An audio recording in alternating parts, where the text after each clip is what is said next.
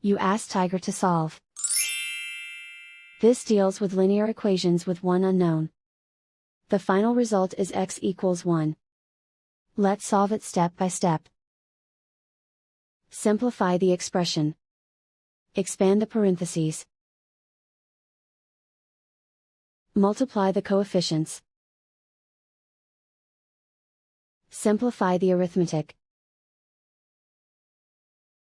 Expand the parentheses.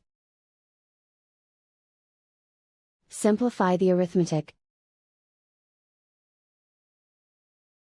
Group all constants on the right side of the equation. Subtract 4 from both sides. Simplify the arithmetic.